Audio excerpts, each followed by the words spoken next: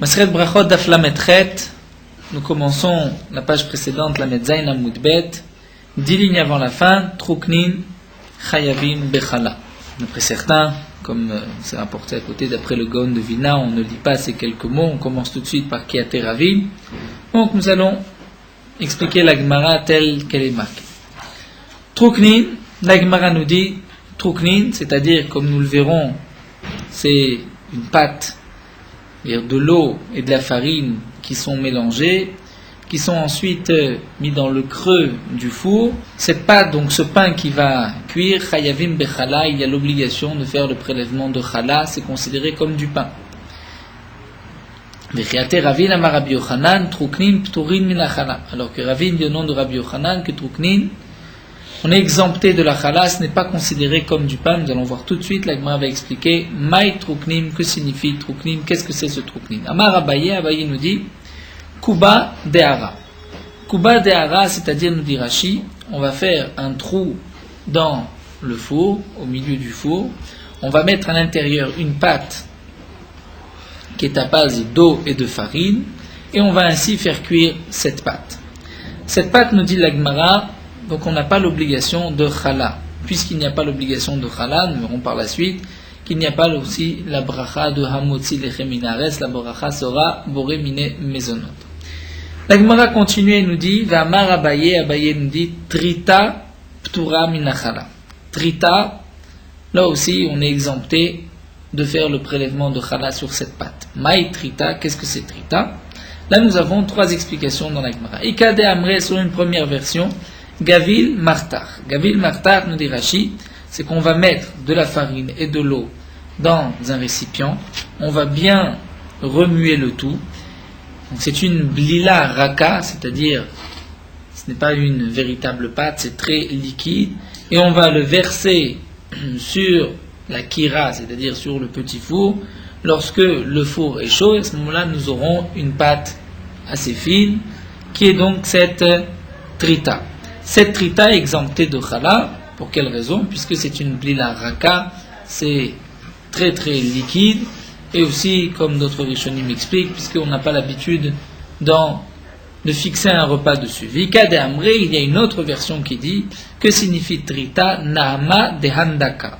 Nahama de Handaka, nous dit Rashi, c'est une pâte que l'on fait cuire sur une broche, et on va tout le temps l'enduire d'huile ou avec mébetim, des œufs et de l'huile aussi. Donc c'est une pâte qui n'est pas véritablement comme du pain, elle est toujours enduite d'huile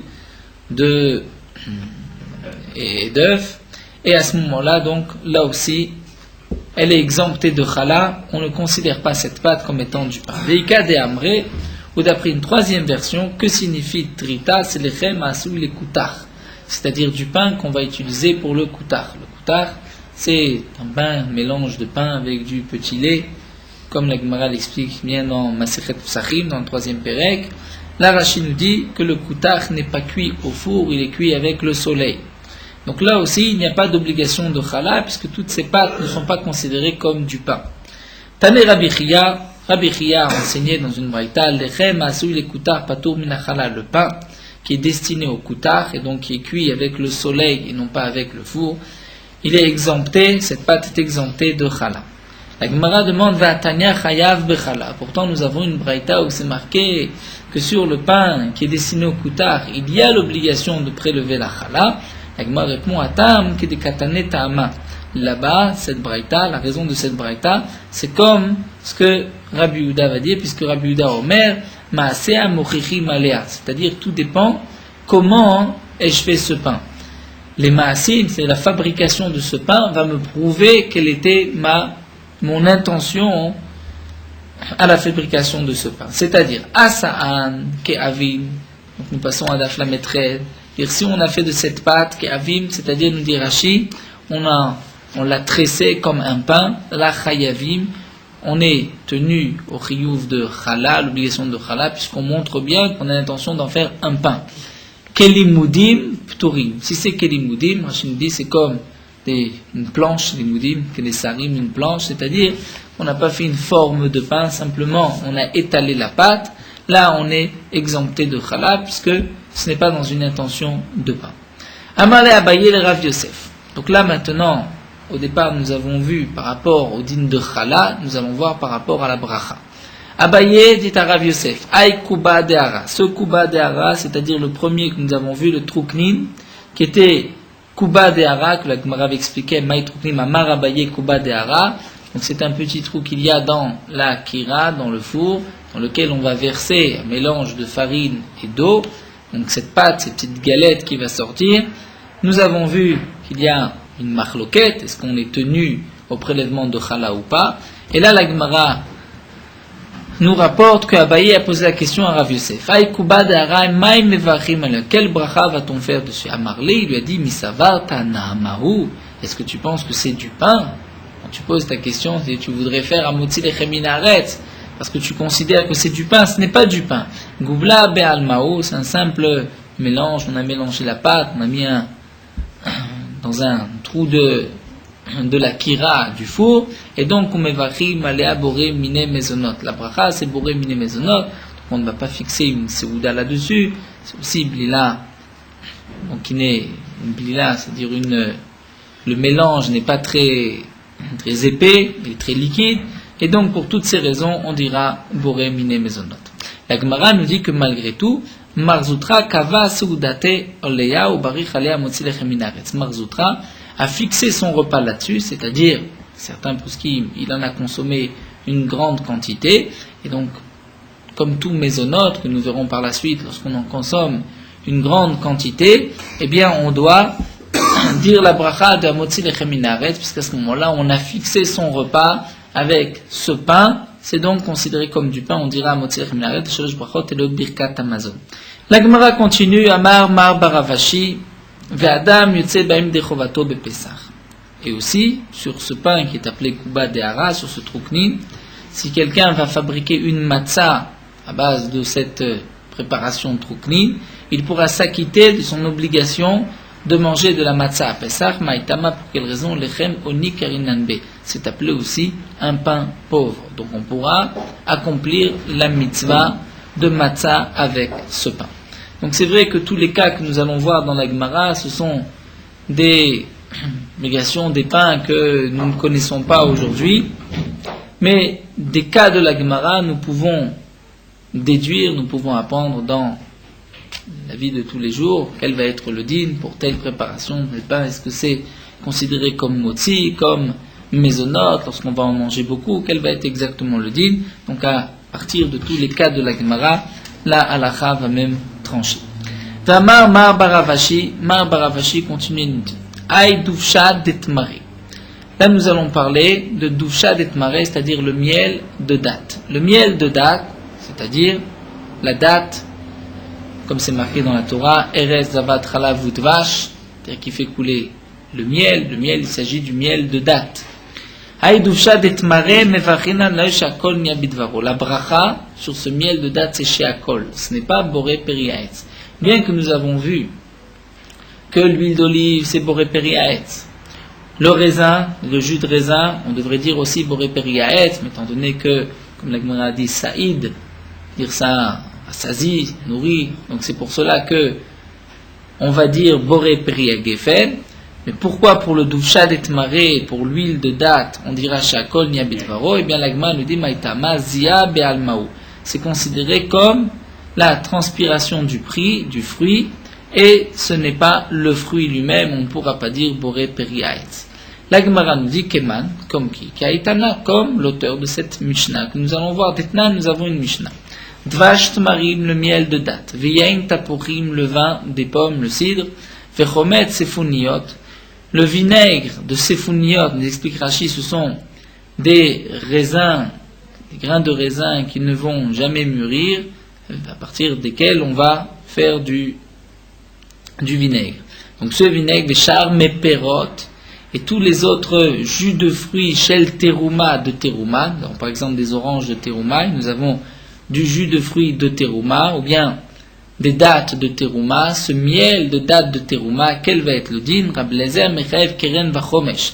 Rab Lezer dit, on a l'obligation, celui qui va manger donc cette Teruma, doit rembourser la terouma, le keren, le capital, et rajouter un cinquième.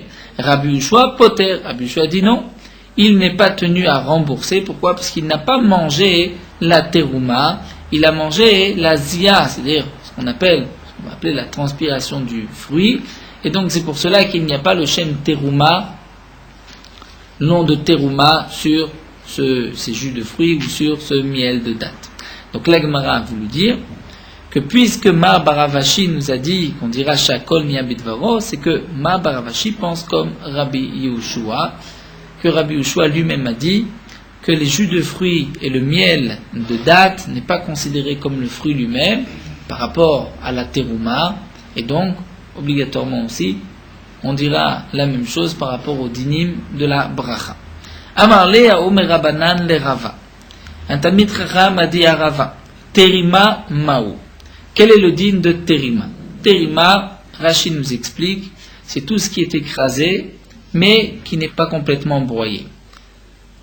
De là, dans le Shulchan Aruch, là commence toute la question concernant une purée de pommes de terre ou une purée de pommes, ou tout fruit qu'on va écraser, une banane écrasée, quel va être son statut? Est-ce qu'on va dire Shakol Miya Bidvaro, ou bien on gardera la bracha du fruit, puisque le fruit est là, il est simplement écrasé. Une purée de pommes de terre, c'est la pomme de terre qui est là, mais qui a été écrasée.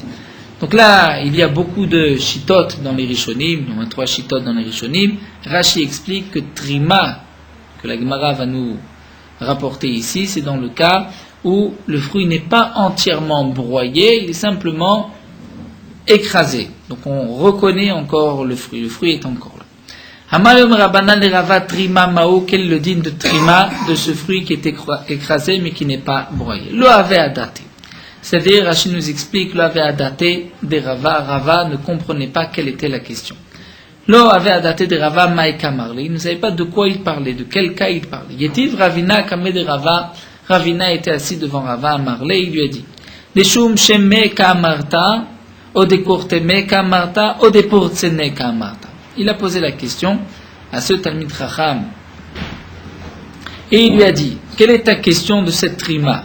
Est-ce que c'est trima de Shum Sheme, c'est-à-dire de Shum Sheme, c'est-à-dire de sésame, c'est-à-dire qu'on a écrasé le sésame, nous dit Rashi, pour faire sortir l'huile de ce sésame, comme on a Shemen Shum Shemim, comme la Gemara dit dans la Mishnah dans Bamim Madlikim, ou bien des Kurtame Marta, ou bien tu poses la question de Kurtame. Kurtame, c'est le tarkom, le safran qui est écrasé, dans lequel on va rajouter du vin et qu'on va boire. Donc là aussi, peut-être que la question était du Kurtame, le safran qu'on va écraser. Ou bien des Purtsane Kamarta. Purtsane, c'est-à-dire les grains, les noyaux, les pépins du raisin. Peut-être que ta question était lorsqu'on a écrasé le raisin pour ensuite récupérer les pépins et le mélanger avec de l'eau pour en faire du témet, comme on verra cette boisson.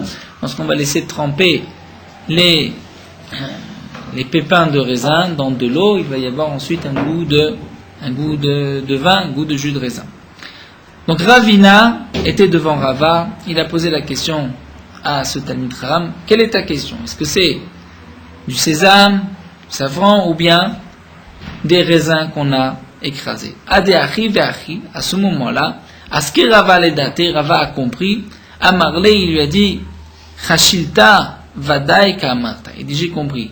Donc ta question c'est Chashilta. Chashilta, nous dit Rashi, c'est tout ce qui est écrasé. Dire ta question de trima, tu as pris un fruit, une pomme de terre que tu as écrasé, et ta question est de savoir quelle est la bracha. Eh bien, il lui a dit, Chashilta vadai kamarta. C'est sûr que ta question c'est un fruit qui a été écrasé, vatkaratan milta, et tu me fais rappeler cet enseignement Adama Ravasi, ce que Ravasi a dit. Et donc là, Ravasi, l'Agma nous rapporte, Ravasi a dit, Hait mare shel truma, des tmarim, des dates de teruma, mutar la asot ma'em terima. On a le droit d'en faire de la trima, c'est-à-dire une purée écrasée, les dates. Vasur la sot ma'em shecham. On n'a pas le droit de faire de la liqueur de date, puisque c'est de la teruma.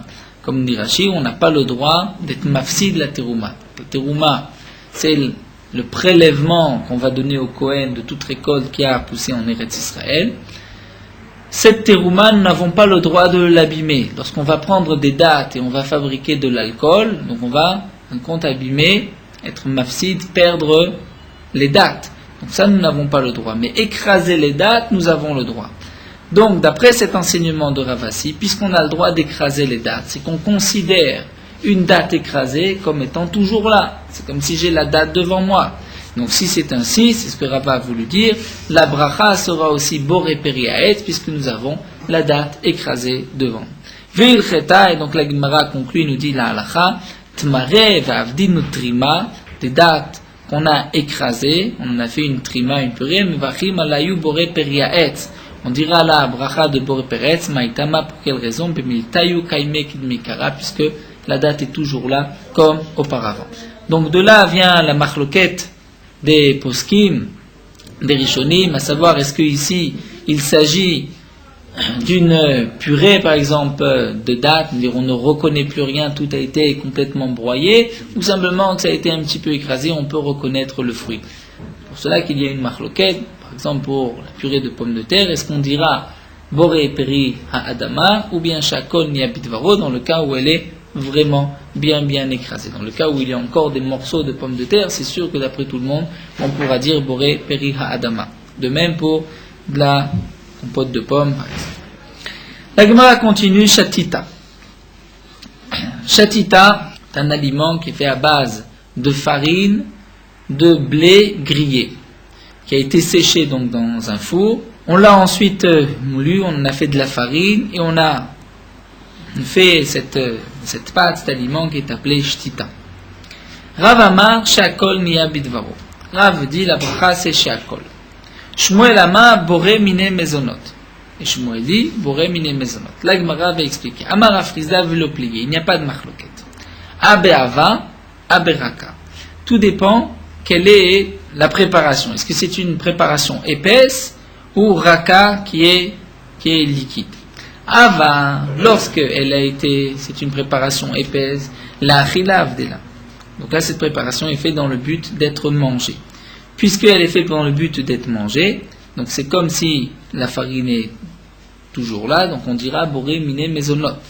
Dans le cas où raka, c'est-à-dire c'est une préparation liquide, l'irfoua kavdele, elle n'est faite que dans un but de remède, de médicament, et donc c'est pour cela que ce n'est plus la même farine, ce n'est pas la même. Considère pas que nous avons ici de la farine de blé, donc la bracha ne sera pas boré mine mezonot, sera simplement shakol niabidvaro. La Gemara va développer. Métiv Rav Yosef va objecter. C'est marqué Veshavin, tout le monde est d'accord. Chez Bochashim et Tachetut Beshabbat. On a le droit de mélanger avec une cuillère, de remuer cette pâte donc de shtita, tashtut, le jour de Shabbat. Veshotim zitum ametri, on pourra boire aussi le zitum ametri que Rashi nous dit qui est expliqué dans Masechet Psachim. Donc là la question de la Gemara. Si tu dis que ce shetut, cette shtita, est fait dans l'intention d'un remède, nous savons que nous avons l'interdiction, tout remède est interdit Shabbat. Donc si la Mishnah, cette Braïta, nous permet l'ifrosh et tashtut, c'est-à-dire de remuer ce shtita beshabbat, c'est que ce shtita n'est pas fait dans l'intention d'un remède, mais dans l'intention d'être mangé. Alors à ce moment-là, Marlé Abaye reprend et dit Ve'at lotis vera, et toi, tu ne penses pas ainsi, tu penses qu'on ne peut pas expliquer ainsi que c'est un remède, Vatnan, pourtant nous avons aussi une Mishnah. Kol ochli mochel adam nirfoa beshabbat vechol amashkim shoté. C'est marqué que tout aliment peut être mangé le jour de Shabbat, même si nous avons l'intention de s'en servir aussi comme remède, comme médicament, mais étant donné qu'en fin de compte, on mange un aliment, on boit une boisson, nous avons le droit, puisque ce n'est pas une poudre d'un remède, ce n'est pas un médicament, c'est un aliment. Donc, puisque c'est un aliment, même si on a l'intention de le manger, de l'utiliser en tant que réfoua, que remède, nous avons le droit Shabbat. Et la maït lecha lemima. Donc la Gemara reprend, c'est-à-dire Abaye, qui veut dire, donc comment es-tu obligé d'expliquer cette Mishnah? C'est que Gava la achila kamechaven. Pourquoi tu as le droit de le manger Shabbat? Parce que ton intention, c'est de le manger. Achiname gavra l'achila kamechaven. Ici aussi, puisque cet homme a l'intention de le manger, c'est vrai que il va aussi l'utiliser comme remède, mais il devra dire la bracha pour éliminer mezonot. Nishna achini, vous a pris une autre version. La maït lechalma, qu'est-ce que tu devras dire? Gavra l'achila kamechaven birfoua melekavier. Donc concernant le dîme de Shabbat, cette personne le mange en tant que nourriture. Seulement birfoua melekavier. Automatiquement, il gagne aussi un remède. Achiname, si on dira la même chose, c'est exactement la même chose de la Lachon, juste qu'on ne précise pas que la refoua vient automatiquement. Ici aussi, la achila kamichaven refoua mimele kavir, que la refoua vient automatiquement. Et donc, sur cet aliment-là, on peut dire que on l'utilise donc comme remède, bien qu'on va simplement, on va dire, le manger. On aura le droit, par exemple, le jour de Shabbat, de le manger. Donc, puisque le jour de Shabbat, on a le droit de remuer cette shtita Shabbat. Pour quelle raison? Puisque c'est un aliment. J'ai le droit de prendre tout aliment Shabbat, même si j'ai aussi une intention d'utiliser comme médicament, comme remède. Donc de même, on pourrait expliquer ainsi que ce shtita, parfois il est utilisé comme remède. Je le mange en tant qu'aliment, même le jour de Shabbat, mais je pense au remède que je vais manger. Et la Gemara nous dit Vetzricha de Rav. Et nous avons besoin de cet enseignement de Rav, qui nous a dit que c'est chez Akol Nia Bidvaro, des Himehai, parce que si je n'avais que cet enseignement qui nous a dit que nous avons le droit de manger Shabbat, Avamina l'achila kamechaven verefua mimele kave. Dans le dîne de Shabbat, nous avons vu que c'est vrai que tu as le droit de manger un aliment le jour de Shabbat, même si tu l'utilises en tant que remède. Pourquoi? Puisque ta pensée est de le manger, et là, le remède vient, la guérison vient automatiquement. Avalacha, mais ici, dans le cas de Rav, lorsque Rav a dit Shtita, que Rav a dit Rav Amar Sheakol Miyabidvaro. Donc on parle, c'est une préparation liquide, comme la Gemara a expliqué. Donc là, mon intention est simplement pour le remède, puisque toute l'intention est pour le remède. C'est pas que je veux manger et en même temps j'ai un remède. Mon intention, je le prends pour le remède et non pas pour le manger. Donc j'aurais pu croire que l'oliver et le klal, que je ne fais aucune bracha. Kamashmala, donc le chidouche, c'est étant donné que j'ai un profit, je dois dire une bracha. Donc la conclusion de la Gemara, c'est que ce shtita, comme l'a dit Rav, lorsque tu le manges dans une intention de médicament de remède, c'est lorsque il y a une blila raka, c'est-à-dire que la préparation est liquide. Dans ce cas-là, la bracha sera chez Akol Miyabidvaro. Et comme l'a dit Shmuel, dans le cas où la préparation est plus épaisse, donc c'est dans une intention de achila, toute simple, pour le manger. Là, effectivement, je dirais boré mine mezonot. Donc, agave, nous avons vu dans les dynimes de Shabbat que tout aliment qui va servir aussi comme remède, mais lorsque mon intention c'est de le manger en tant qu'aliment, même si je l'utilise comme remède, j'ai le droit aussi le jour de Shabbat. Nous reprenons notre Mishnah. Nous avons vu dans la Mishnah Shalapat ou Omer Amotzi Lechem Minaretz. Donc sur tous les fruits de la terre, on dira Boré Piriadama, à l'exception du pain, puisque sur le pain, on dira Amotzi Lechem Minaretz. L'Agma nous rapporte à Nourabanan in Machloket. Ma ou Omer, quelle est la bracha qu'on va dire? Hamotzi Lechem Minaretz, Tanakama dit, c'est Hamotzi avec un He. Hamotzi, qui a fait sortir le pain de la terre. Rabbi Nechemia Omer, Motzi Lechem Minaretz. Rabbi Nechemia dit, on va dire Motzi sans He. Motzi lechem minaretz. La Gemara va expliquer la machloket. Amarava. Rava nous dit. Bemotzi kulal malo pligé de afik mashma.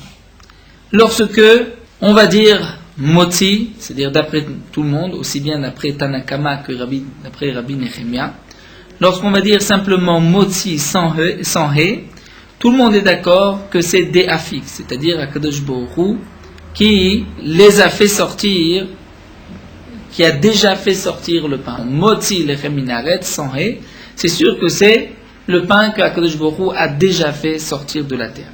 Comme c'est marqué dans le pasouk, El Motzia Mimitzrayim, un pasouk que Bilam a dit. Lorsque Bilam a dit ce pasouk, les Bnei Israël étaient déjà sortis d'Égypte. Et là, Bilam a dit, Akadosh Baruch Hu, Motzia Mimitzrayim, qui les a fait sortir d'Égypte.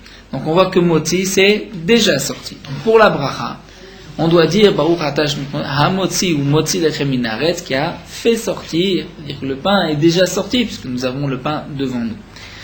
Donc nous dit Rava, lorsqu'on dit moti, tout le monde est d'accord que c'est valable puisque ça signifie déafi, qu'Akadosh Baruch Hu a déjà fait sortir. Qui plié la marloquette, c'est behamoti. Hamoti, que signifie hamoti? Rabbanan savrait hamoti déafik mashma. Les Chachamim pensent que hamoti, c'est aussi le pain qu'Akadosh Baruch Hu a déjà fait sortir. Dirtiv, comme c'est marqué, hamoti lechamai mitzurah halamish, qu'Akadosh Baruch Hu qui t'a fait sortir de l'eau, mitzur, lechamai mitzurah halamish, du rocher. Et donc au moment où ce passouk a été dit, Akadosh Baruch Hu avait déjà fait sortir de l'eau du rocher. Donc on voit que le hamoti, même avec un he, peut être expliqué sur hamoti, au passé, Akadosh Baruch Hu a déjà fait sortir. Alors que Rabbi Nechemia pense qu'on ne peut pas dire hamoti, on doit dire moti. Pourquoi? Il pense que hamoti demafik mashma, c'est au futur. Shnema, comme c'est marqué dans le passouk, hamoti etrem mitachat tzivot mitzrayim. C'est Akadosh Baruch Hu qui a dit donc, avant même que les Bnei Israël soient sortis, ha-motzi etrem, l'Éternel qui va vous faire sortir d'Égypte. Donc on voit que ha-motzi, c'est qui va faire sortir et non pas qui a déjà fait sortir. Donc c'est pour cela que d'après Rabbi Nechemia, on ne pourra pas dire ha-motzi, puisque ha-motzi c'est au futur, on devra dire motzi tout simplement. Rabbanan, la Gemara explique, Chamim, comment vont-ils expliquer le passouk de Rabbi Nechemia, ha-motzi etrem, achika amarle kutcha brichou l'Israël, Akadosh Baruch Hu a dit au Bnei Israël, kad mafkina lechou, lorsque je vous ferai sortir d'Égypte, avidna lechou milta, je vais vous faire quelque chose, qui echid yaditu de'anatu de'afikni yatron mitzrayim. Par cette chose-là que je vous donnerai, vous saurez que je vous ai fait sortir d'Égypte. Donc lorsqu'Akadosh Baruch Hu a dit Amoti etrem mitachat tzivot mitzrayim, c'est-à-dire vous saurez un jour que je vous ai fait sortir d'Égypte au passé. Donc Hamoti est aussi traduit au passé. Bien qu'il a été dit avant la sortie d'Égypte, mais c'est Akadosh Baruch Hu qui dit après la sortie d'Égypte, vous verrez, je vous montrerai la preuve que vous direz c'est moi qui vous ai fait sortir d'Égypte. Dirtiv, comme c'est marqué dans le passouk, Vidatem, Kiani, Hashem, Elokechem, Amotzi. Donc vous saurez que je suis l'Éternel, votre Dieu Amotzi, qui vous a fait sortir d'Égypte. La Gemara nous raconte que Mishtamrin, les Rabbanan, les Rabzera, que les Chachamim louaient Rabbi Zera, et Bar Rav Zvid, Achouad Rav Shimon Bar Rav Zvid, d'Adam Gadol. Il disait sur cet homme-là que c'était un grand homme. Ou Bakib et Brachot, et il est compétent dans tous les dynimes de Brachot. Hamar Laim leur a dit, lorsqu'il viendra chez vous, Aviou le Yadi, amenez-le chez moi. Zimna Chada, un jour, Ikle les Gabé il est venu dans cette ville-là, Afikou les Rifta. Ils lui ont sorti du pain. C'est-à-dire, ils l'ont amené donc chez Rabbi Zira, c'est chez Rabbi Zira que Barav Zvid est arrivé. Patar ve'amar, il a dit moti. Il a fait la bracha non pas un moti, mais il a dit moti. Amar, à ce moment-là, il a dit Zeu shomrim alav adam gadolu baki bebrachot. Là, c'est sur lui qu'on dit que c'est un grand homme et il est baki bebrachot. Qu'est-ce qu'il a dit? Lorsqu'il a dit la bracha, il a dit moti, c'est-à-dire il n'est pas rentré dans la marloquette, donc il est resté en dehors de la marloquette. Au contraire, si c'est un grand homme, il est baki. Il aurait dû dire hamoti pour montrer qu'on peut dire hamoti. Bishlama yamar hamoti. Donc là, il m'a dit si encore, il avait dit hamoti. Tournons la page. Ashmoinan tama, vashmoinan deilcheta kirabanan. On aurait pu donc apprendre que l'explication du passouk c'est au passé hamoti. Et on aurait pu aussi déduire que la halakha est comme les chachamim. Elle a dit amar moti, mais lorsqu'il a dit moti, qui n'est pas rentré dans la marloquette, maïka mashmalan, qu'est-ce qu'il nous a appris? Veillou David, l'agma nous raconte, et lui a agi ainsi, la fouke nafshim pukte, pour effectivement ne pas rentrer dans la marloquette. Veil cheta, voici la halakha que l'agma fixe, ha moti lechem minaret, nous allons dire avec un he, ha moti lechem minaret, bien qu'il y ait une marloquette, ha moti est expliqué aussi au passé. Kamelan ki Rabbanan d'Amre d'Afik Mashma, les Chachamim m'ont dit Amotzi, c'est aussi Shem qui a déjà fait sortir. Comme le précise le Mishnah Mourad, les poskim, si quelqu'un a dit Motzi lechem minaret sans he, c'est sûr qu'il est yotze, puisque d'après tout le monde, Motzi c'est d'Afik, au passé, Akadosh Baruch Hu a déjà fait sortir. Dans la Gemara, c'est marqué Vala Yirakot Omer. Donc la Mishnah, nous avons vu Ala Yirakot sur les légumes, on dira Boré Periadama. La Gemara déduit, compare les irakot au pain. Katane irakot doumia des pâtes. Ma pâte, de la manière que le pain, shenishtane al idea or. Lorsqu'on parle du pain, on parle du pain, on ne parle plus du blé, de la farine, on parle d'une pâte qui a été faite, qui a été fabriquée, qui ensuite a été cuite dans un four, avec, à l'aider à or par le feu. Donc, à Firakot, on peut déduire que les Yirakot que la Mishnah nous dit, on va dire aussi Boré Peri Adama, Namesh Nishtanu Eldor, c'est-à-dire même si ce sont des légumes bouillis. Amar Ravanae Mishme de Abaye, donc Ravanae dit au nom de Abaye, Zot Omeret, ça voudrait dire que Shalkut Mevachim Aleem Boré Peri Adama, qu'un légume bouilli, on dira aussi la bracha de Boré Peri Adama. On va pas dire puisqu'il a été bouilli, donc on lui a enlevé dire son chivut, son importance, son statut, et qu'on devra donner une autre bracha. Mais comme nous allons le voir, c'est pas si simple, puisque Darash Rafrizda Mishum Rabbeinu. Rafrizda a enseigné au nom de Rabbeinu, qui est Rabbeinu Manu Rav Serav. Shalkut Mevachim Aleem Boré Peri Adama. Sur les légumes bouillis, on dira la bracha Boré Peri Adama. Et Rafrizda continue et dit, Verabotenu Ayordim Meretz Israël. Et nos maîtres qui descendent, qui sont venus d'Eretz Israël en Bavel, ou Manu, qui sont nos Rabotenu, c'est Oula, au nom de Rabbi Yochanan Amar, a dit que Shalkut Mevachim Aleem Shakol Nia Bidvaro. Donc Rav Frizda rapporte au nom de Rav que sur les légumes bouillis on dira Boré Peri Adama, et Rav Frizda lui-même dit que Oula a dit au nom de Rabbi Yochanan que Shalkut, la bracha c'est Shakol Nia Bidvaro. Et Rav Frizda vient expliquer et dit Vani Omer et je dis, il n'y a pas de marloquette entre Rav et entre Oula. Tout dépend de l'habitude de ce légume. Il y a des légumes, comme nous allons voir, que l'habitude est de les manger crus. Si l'habitude est de les manger crus, si je les fais cuire, la bracha devient sheakol une fois cuit. Un légume que l'habitude est de le manger cuit, lorsque je le mange cru, je vais dire sheakol. Lorsque je le mange cuit, je vais dire boré peri adama. C'est ce que Rav Frizda nous dit. Kol shetrilato boré peri adama. C'est-à-dire kol shetrilato, Rashi explique. Kol, tout légume qui peut être mangé cru, comme au départ, à l'état initial du fruit, du légume, on dira donc boré peri adama. Shalko, si on le fait cuire, shakol niya bidvaro, on dira shakol niya bidvaro. Vechol shetrilato shakol niya bidvaro. Tout fruit qui normalement est mangé cuit, si je le mange cru, je vais dire shakol niya bidvaro. Shalko, si je le fais cuire, boré peri adama, je dirais boré peri adama, puisque c'est ainsi qu'on a l'habitude de manger ce légume.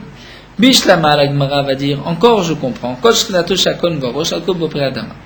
Je comprends, je connais, dit la Gemara, des légumes qu'on ne mange pas cru, qu'on ne mange que cuit. Et donc une fois cuit, on dira boré peri adama, mais cru, on dira sheakol niya bidvaro. Par exemple, ashkachatla, bekarva, vesalka, vekra. Donc la Gemara nous donne 3 exemples. Karva, c'est le krouv, c'est-à-dire le chou. On voit qu'à l'époque de la Gemara, le chou, les feuilles de chou étaient, comme c'est marqué dans les poskim, étaient plus épais qu'aujourd'hui, et on ne mangeait pas le chou cru, on ne le mangeait que cuit.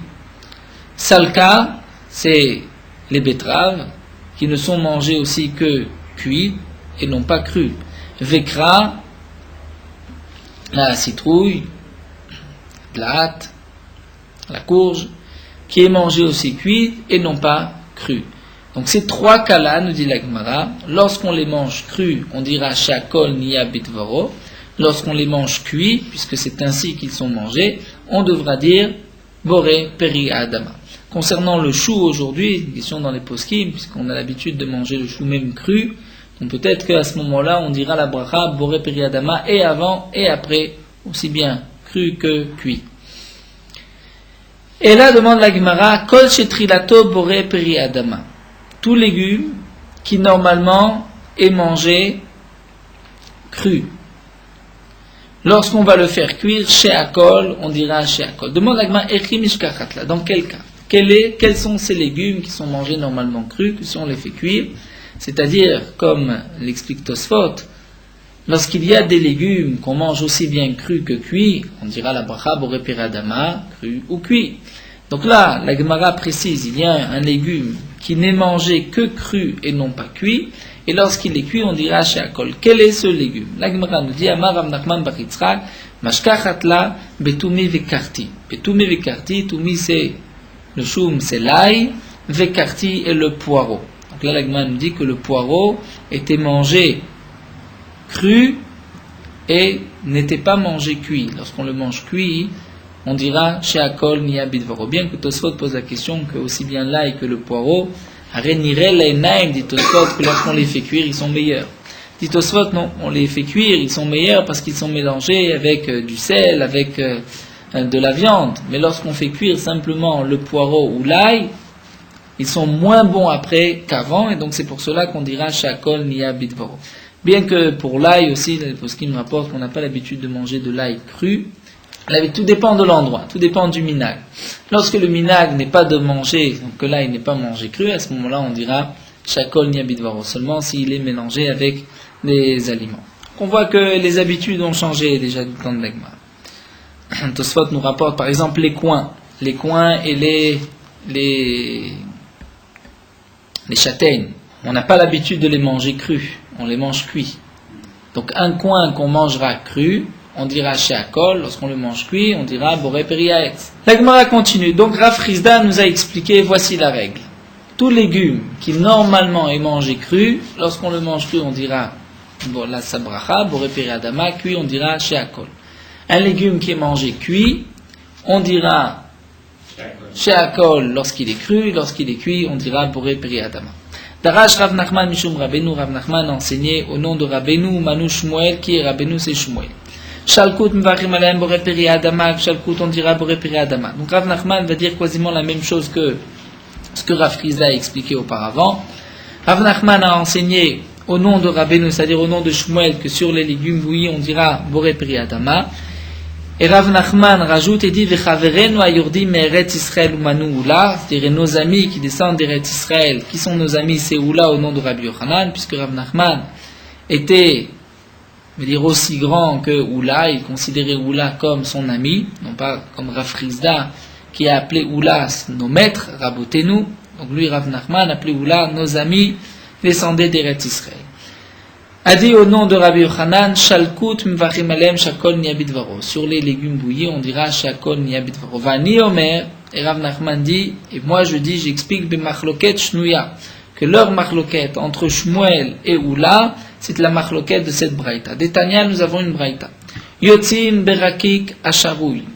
On peut s'acquitter de la mitzvah de matzah avec rakik, c'est-à-dire une matzah charouille qui a été trempée dans de l'eau.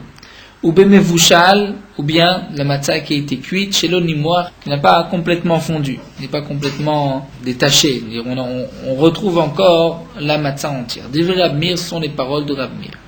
Rabbi Yossi Omer, yotzim berakik asharouille avalo bemevushal, afalpi chez l'onimoir. Et Rabbi Yossi dit, on pourra s'acquitter de la matzah si la matzah a été trempée. D'ailleurs, le cas pour les personnes qui ne peuvent pas manger, en difficulté à mâcher la matzah, on pourra tremper la matzah et pour manger le kazaïd de matzah. Personnes âgées, par exemple. Avalo bemevushal, mais non pas, nous dit Rabbi Yossi, de la matzah qui a été cuite, afalpi shonimoir, même si elle n'a pas fondu, si elle est intacte. Donc, a priori, nous dit Rav Nachman, nous avons ici une marloquette entre Rabbi et Rabbi Yossi. Quel est le statut de mevushal, de ce qui est cuit? Rabbi Yossi considère que lorsque c'est cuit, le mevushal, ce n'est plus de la matzah. Donc de même pour les légumes, une fois qu'ils sont cuits, on ne pourra plus dire Boré Periadama. Alors que d'après Rabbi Meir, puisqu'on peut s'acquitter d'une matzah qui a été bouillie, qui a été cuite par la suite, donc lorsqu'on dit mevushal, c'est toujours avec de l'eau, dans ce cas-là, nous dit Rabbi Meir, on pourra s'acquitter de la matzah, de la mitzvah de la matzah, donc c'est que le fait de bouillir de la matzah, ou même de bouillir un légume, on garde toujours le statut du légume, on pourra dire Boré Periadama. Et la Gemara nous dit Veloi, la comparaison n'est pas juste, parce qu'en vérité, des Koulalma, Shalkut, Mvachim, Alem, Boré Periadama. On pourrait dire qu'aussi bien Rav Meir et Rabbi Yossi, tous les deux sont d'accord que sur Shalkut, une fois cuit, on dira Boré Periadama. Alors pourquoi Rabbi Yossi nous dit qu'on ne peut pas s'acquitter d'une matzah lorsque cette matzah a été bouillie? Parce qu'un lokama Rabbi Yossi atam, et la mishum de bainan ta'am matzah velika. Rabbi Yossi nous dit que si la matzah a été bouillie, il n'y a plus le goût de la matzah. Et nous avons besoin d'avoir le goût de la matzah. Donc si la matzah a été bouillie dans de l'eau, puisqu'il n'y a plus le goût, on ne pourra pas s'acquitter. Avalacha, mais dans le cas des légumes qui ont été bouillis, afilo Rabbi Yossi modé, même Rabbi Yossi serait d'accord qu'on pourrait dire Boré Periadama. Amar Apriya Baraba, Amar Rabbi Yochanan. Donc l'agma continue. Apriya Baraba a dit au nom de Rabbi Yochanan, Shalkut mevachim aleem boré peri adama. Rav Binyamin bar Yefet Amar Rabbi Yochanan, Shalkut mevachim aleem shakol nia bidvaro. Donc nous avons ici une marloquette entre Rabbi Chia Baraba et Rabbi Binyamin bar Yefet. Qu'est-ce que Rabbi Yochanan a dit? Est-ce que Rabbi Yochanan a dit que Shalkut c'est boré peri adama ou shakol nia bidvaro? Puisque aussi bien Rabbi Chia Baraba que Rabbi Binyamin bar Yefet rapportent un enseignement au nom de Rabbi Yochanan. Et Amar Rav Nachman bar Yitzchak, Rav Nachman bar Yitzchak dit Kava Oula, les Shabeshtak Rabbi Binyamin bar Yefet. Oula, qui a rapporté au nom de Rabbi Yochanan que Shalkut, on va dire Shakol Nia Bidvaro, eh bien, il s'est trompé et il a suivi l'erreur de Rabbi Binyamin bar Yefet, qui a rapporté aussi au nom de Rabbi Yochanan que Shalkut, on dira Shakol Nia Bidvaro. Et Rab Zera même va s'étonner. Rab Zera va dire Taïba Rab Zera. Rab Zera s'étonne. Rabbi Binyamin bar Yefet c'est Rabbi Chia Baraba. Comment peut-on comparer Rabbi Binyamin bar Yefet à Rabbi Chia Baraba? C'est-à-dire, lorsque nous avons un enseignement de Rabbi Chia Baraba au nom de Rabbi Yochanan, nous verrons qu'aussi bien Rabbi Chia Baraba que Rabbi Binyamin bar Yefet étaient des élèves de Rabbi Yochanan. Mais ici, Rab Zera dit, on ne peut pas comparer l'enseignement rapporté par Rabbi Chia Baraba au nom de Rabbi Yochanan par rapport à Rabbi Binyamin bar Yefet. Pourquoi? Rabbi Chia Baraba daïk vegamir shmatem Rabbi Yochanan Rabbe.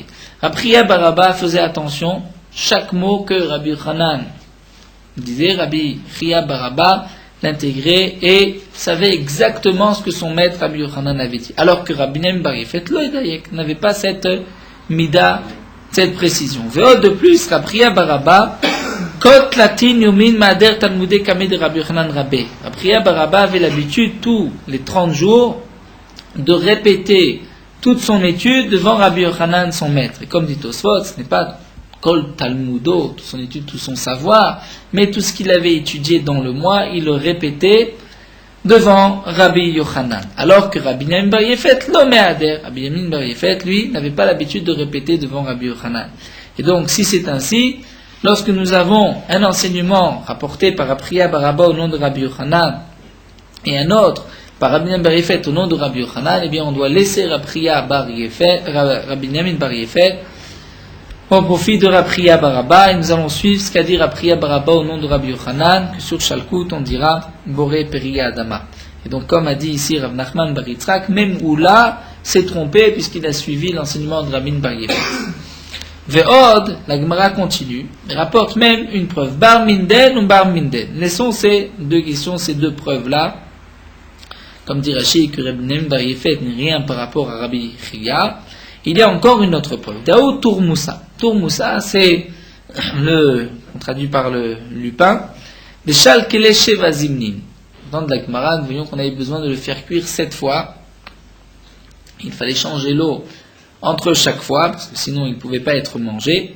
Lorsqu'on l'a fait cuire 7 fois Bagdera dans la marmite, Vachlele Bikinoar Seuda, et qu'on le mange à la fin du repas en tant que Kinoar Seuda de douceur après le repas, à tout Veshal Rabbi Yochanan, on a posé la question à Rabbi Yochanan, Gamarlu Vadim Vachimalu Boré Peri Adama, on dira Boré Peri Adama. Donc on voit que bien qu'on les a fait cuire, la bracha restera Boré Peri Adama. C'est encore une preuve que d'après Rabbi Yochanan, Shalkut, ce qui est un légume qui a été cuit, la bracha sera donc Boré Peri Adama. Ve'od et de plus. Amar Rabbi Chia Baraba, Rabbi Chia Baraba a dit, Ani ra'eti et Rabbi Yochanan shachal zait meliach. J'ai vu Rabbi Yochanan qui a mangé zait meliach, une olive Méliar qui avait été conservé dans du sel. Comme nous dit Rashi, Méliar, nous avons une règle kérotéar, c'est comme si, lorsque c'est salé, c'est comme si c'est cuit. Donc nous avons une olive qui en avait été cuite, et Rabbi Yochanan, Barich alea trila vasof, il a fait une bracha avant et après. Il a dit Boré periaetz, et ensuite il a dit Alaetz ve'al periaetz. Donc, Martha, si tu dis que Bishlama Shalkut b'mitayu kaime, que lorsque un légume ou un fruit, une olive va être cuite, elle va garder son statut de fruit comme il était auparavant. Donc je comprends, mais Tridan vers la Boré Periaet, mais ça me va bracha men shalosh. Au départ, il a dit Boré Periaet, ensuite il a dit la bracha men shalosh. Et là, Yamata Shalkut lave mitayu kaime. Mais si tu dis que Shalkut, une fois que le légume ou que le fruit a été cuit, on va dire Shakon Yabitvaro.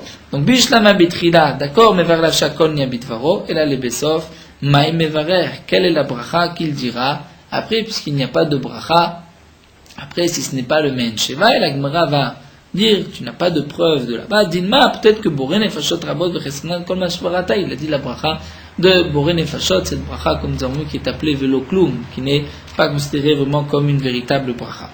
Donc, de cette Gemara,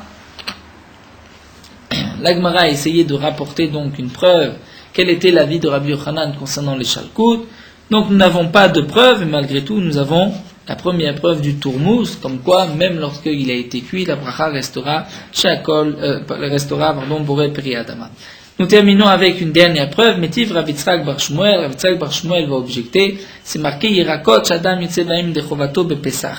Les légumes avec lesquels on va s'acquitter de son obligation à Pesach, c'est-à-dire tous les maror, Yotze Baem, on peut s'acquitter, ou Bekalach Shelaem, aussi avec Kalach, c'est-à-dire la racine. Aval Lokvushin, mais non pas si ce légume a été mis en conserve, Velo Shlukim, non pas si le légume a été cuit, bouilli dans de l'eau, Velo Mevushalim. Mais Rashi nous dit que Shalouk c'est plus cuit encore plus bouilli que Mevushal.